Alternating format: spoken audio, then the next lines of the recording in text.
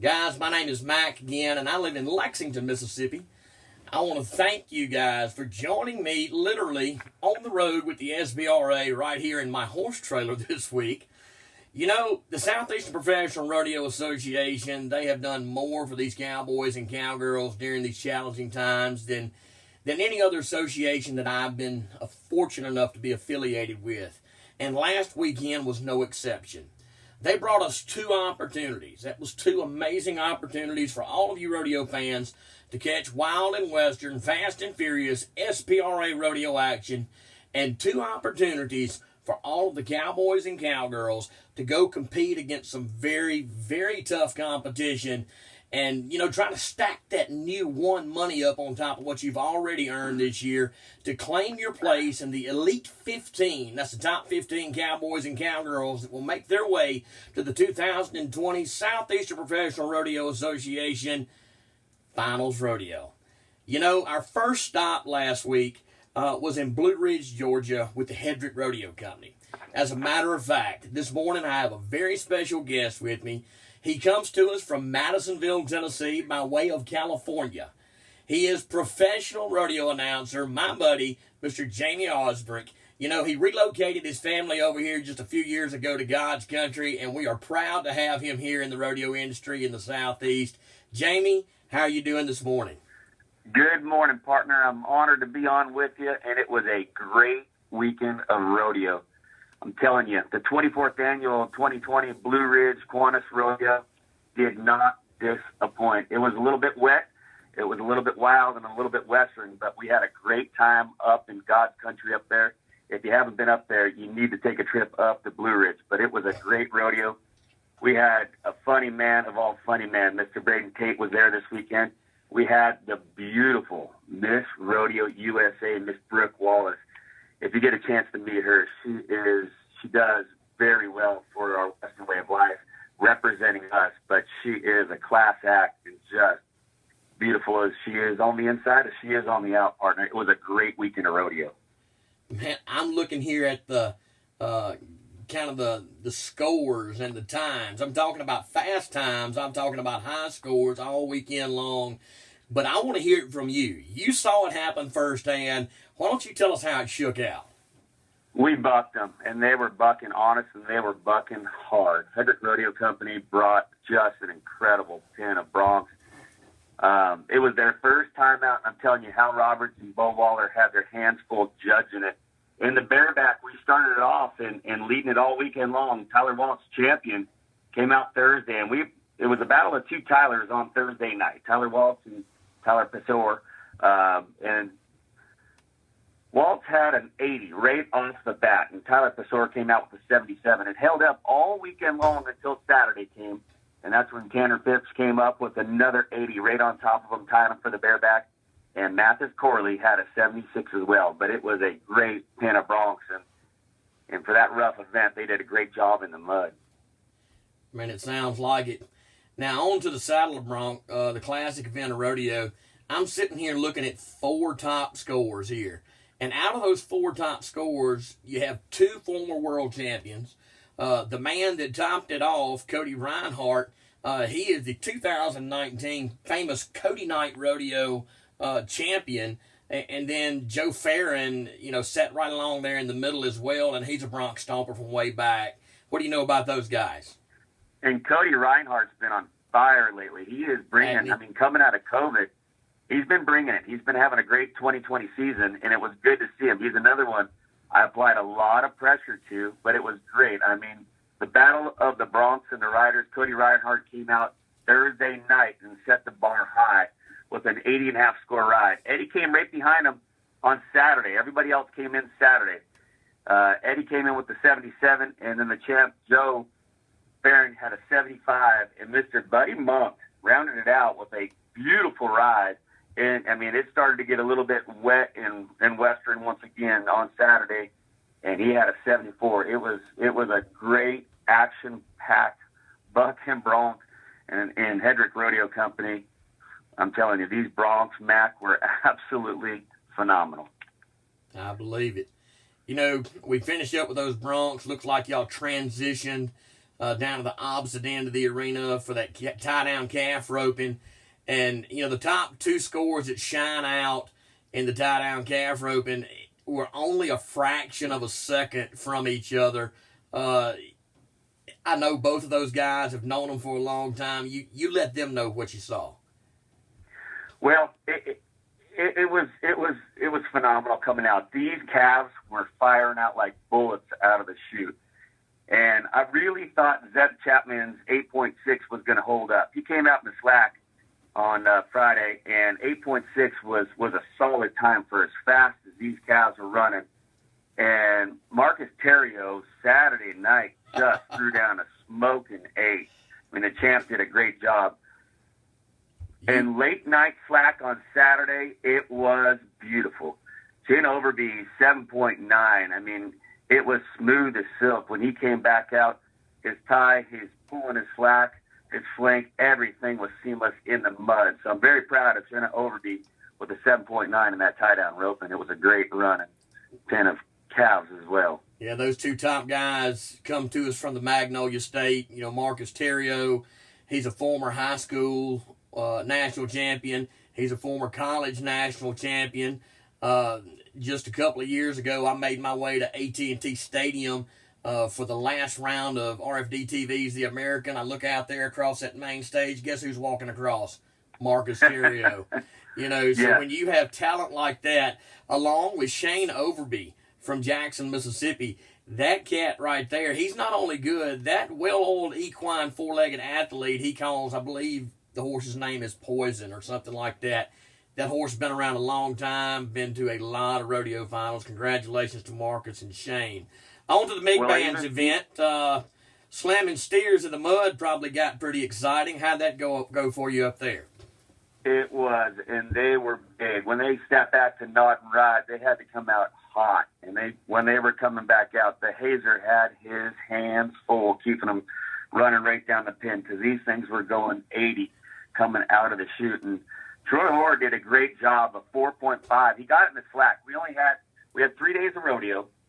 But we only had 2 days of the steer wrestling, and it was packed. So Troy Hoare had a 4.5. Barricklow, 4.7. It was tight. We went from 4.5 to 5.0, and back behind them was stacked like cordwood. But the champ, Justin Thigpen, 4.9. He started it out, and I thought that was going to hold up quite for a long time. But Troy Hoare came back in with the 4.5, and it was a great event for the big men out there. Yeah, when you throw names in there like multiple time world champion Justin Thigpen, that's some tough competition right there. So congratulations to those guys. One of my favorite events, just cause, man, it's so fast. The cowgirls in the breakaway roping, they like to rope calves 3 ways, quick, fast, and in a hurry. And it got pretty salty here in your breakaway roping. And I'm so blessed that they've got this in professional rodeo right now. As you know, I do quite a bit for the junior ranks as well, and to see all these girls out there now getting their shot in the pro ranks, and it is fast, and the crowd loves it, and these girls can rope, and they are getting world class. The times are coming down. We started out in the 4s and the 5s, now we're in the 2s and the 3s, and now we're busting out in the 1s. But these calves, as we talked about in the tie-down roping, they were hustling. They were getting shot out 80 miles an hour out of that chute. And we had a great weekend of breakaway roping. And it sat for a long time in the slack Friday night. Blair Bryant and Lindsay Toole with a 2.2. And I really thought that was going to hold with the quality of calves that came out. But Sage Dunlap, the first one out on Saturday, out of nowhere. I really didn't expect it, Mac, but she did a phenomenal job, and it was smooth and won the round with a 2.1. So congratulations to her. We had some outstanding champs as well out there. We had 8 world champions from 9 states here this weekend. So it was action-packed, and I know you stayed quite a long time with the slack as well. Absolutely. When girls come in there like that and lay down a 2.2 to be splitting first at the time, that puts the pressure on. You know, they say iron sharpens iron. You can only rope as good as the ones you rope with. And sounds like they turned the pressure on. Sage Dunlap came in and answered back with the 2.1 for the win. That took us to the event that requires two people to create one time, our Dally team roping. As a matter of fact, talk about two guys that probably the two guys that won this exemplify that Western way of life and the family lifestyle of rodeo as good as any and probably better than most. Let's talk about that a little bit in the team roping. We did, and talk about family. We had husbands, wives, we had girlfriends, boyfriends, we had sisters, and it was a family atmosphere up there in Blue Ridge this weekend. But again, Mr. All Around coming out in the team rope in a 4.6. Mac, it was muddy. It was muddy on that end of the arena, and the healers had their hands full. Yes. But Ross Lowry cleaned it up for the champ, Justin Thigpen, for a 4.6. And it was just such a smooth run. We extended the arena this year, so we had about 4 extra panels on either end. Wow. They had a little bit more, and I think the steers knew that. So kind of Thomas and Mac style, they were making a hard left turn quick. But Justin Thigpen and Ross Lowry, 4.6, just handed it to them. Right behind him, I mean, listen to this. Bradley Massey and Zach Mayberry had a 4.7, but Zach Mayberry went to the pay window twice with a 4.7, with Billy Berry as well with a 4.7. So it was a great weekend of team roping as well. These guys had their hands full, like I said, in the mud, but they did a good job keeping their ropes sharp. And it sounds like it. Pretty cowgirls and lightning fast American quarter horses up there. They got fast around 3 cans. Let's talk about it. They sure did. And when it started coming in, raining on Thursday night, I went, oh boy, the barrel races are really going to have to sit in the middle of their saddles and really hold on. But the ground, because of the mixture of both the dryness that we had from the rest of the weekend when the rain came in, the ground set up good and it started out with a 14-2 right off the bat. But Morgan Feldham with a 13. She was only one in the 13 club. She had a 13.858. Just lit the ground up Friday night. She was the first one on top of the ground, but it didn't matter. She set the bar and she set it high. Saturday night, right behind her, Emma Roberts did a fantastic job. Going into the Thursday night performance, she led it for quite a while. Phoebe Hastings went into Friday's performance. She had a 14.061. And she's another one. She kind of kept me off guard. Smooth as fast, Mac. And this cowgirl's hands were smooth. She turned them all. She hit the pockets perfect. So congratulations to her. And Angela Hudson with a 14.142 as well on Thursday night. So Thursday night and Saturday, they did a great job. But Friday night, Morgan Feldham with that 13.858 was just a beautiful run. And congratulations to that cowgirl in the barrel racing. Man, it's all about tight turns and straight lines. It's That's right. It's and they just did a that great job simple. keeping them upright. And you mentioned a ton of great cowgirls there that do a great job week after week. Last and certainly not least, the bad boys of rodeo, our bovine tamers, big bad bucking bovines, bull riding. The bulls. And let me tell you, this event just kept the crowd electrified all weekend long. Friday night, I set it up really good, and we had our 2 top hands coming in first, Declan Garland and Mason Spain. And they came out Thursday night, and Declan Garland, I mean, talk about applying pressure. I put it on him and let him know where he stood, how he was, and he rode Hedrick Rodeos. I mean, it was perfect, 79 score ride. Mason Spain, he was sitting right behind him in the point standing, and I did it to him as well on Thursday night.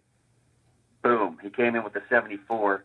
Randy Miller and Shane Esco are bullfighters. I'm telling you, the lifesavers in the dirt, they did a great job because Friday night, it was bulls 14, riders 0. I mean, we had nothing Friday night. These bulls figured the game out. They were happy to be back on that Blue Ridge dirt, and they bucked. But Saturday night, these cowboys came to ride. Saturday night, they came to ride. Neil Bortinger had an 82 score ride. John Barnett had a 76. But our very last rider, and it was the very last rider, he's my neighbor down here in Lenore City, Colt Gavin, threw up a Dale Earnhardt 88. And Junior, it was a fantastic ride, but the true champions of the weekends were the stock from Hedrick Rodeo Company by far. It was a great weekend of rodeo, buddy, and I'm looking forward to doing it again. So this was their 24th annual Blue Ridge Rodeo. Next year will be a quarter of a century, but the committee members up there, it is one to experience. The community up there just embellishes this community, and the sponsors. Cannot say enough thank you to the sponsors up there as well. Mountain Valley Motors, Ram Trucks did a great job sponsoring and keeping the crowd just electrified all weekend. Well, Jamie, thank you so much for joining us. Guys, that is your recap for your 2020 Blue Ridge, Georgia 24th Annual Kiwannas Club Rodeo with my buddy, Pro Rodeo Announcer Jamie Osbrink from Madisonville, Tennessee. Jamie, thank you for joining us once again. Now, next week carries me and Frontier Classic Rodeo Company to Alex City, Alabama, this coming week, actually, Friday and Saturday, August the 28th and 29th, for your Bice Motors Lake Martin Ram Rodeo up there. Guys, I want you to join me here in just a few minutes. We're going to do a little recap as well on the second opportunity given to us last weekend by the SPRA. That took us over to Heflin, Alabama for the 2020 edition of your Cleburne County Fair SPRA Championship Rodeo. Until next time, join me somewhere between the road and the rodeo on the road with the SPRA. Y'all come see me.